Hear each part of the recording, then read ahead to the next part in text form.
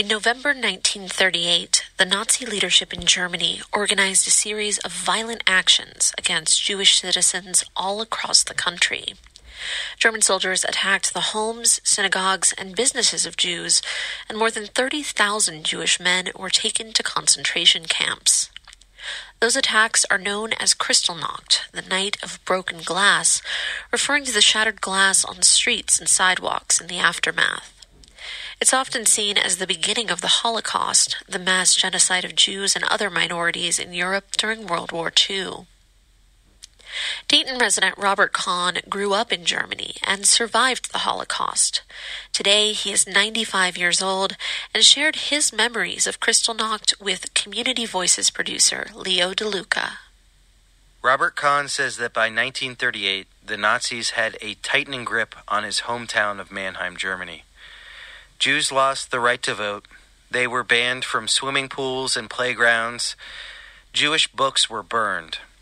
One of the only joys left for 15-year-old Robert was practicing his violin at home. And then one afternoon he saw synagogues burning, Torahs in the streets, and Robert Kahn saw his boyhood home being invaded. It seemed to me like it was Dante's Inferno. It seemed like the end of the world.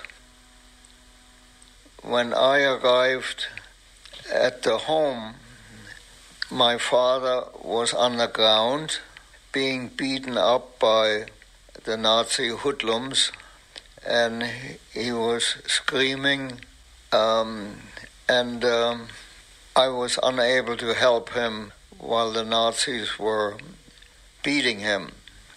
My mother was locked up in one of our bedrooms, and I heard her cry, but I couldn't help her.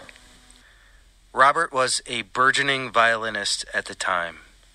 The Nazis exploited his talent. They just grabbed me with my violin and took me to the balcony, which was surrounded by hundreds of people enjoying themselves while everything was being burned. And the SS man that brought me to the balcony said, "Play." Robert was forced to play what the Nazis called happy German songs.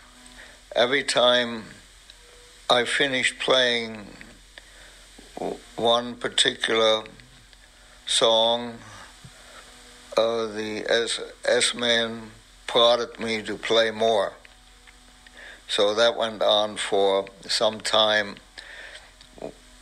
which may have been 20 minutes or longer, but it seemed like a lifetime to me. He later hid his violin in the attic of the apartment. We were separated, and I had no idea where my father was going or what was happening to him.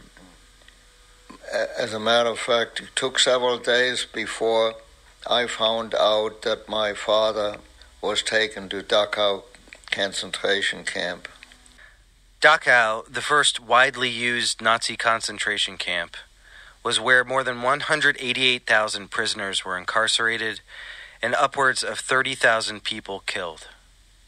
I found out during the years of persecution and my escape that in spite of the fact that all of the synagogues were destroyed, I found that you could pray without being in a synagogue, that you could pray anytime, anywhere.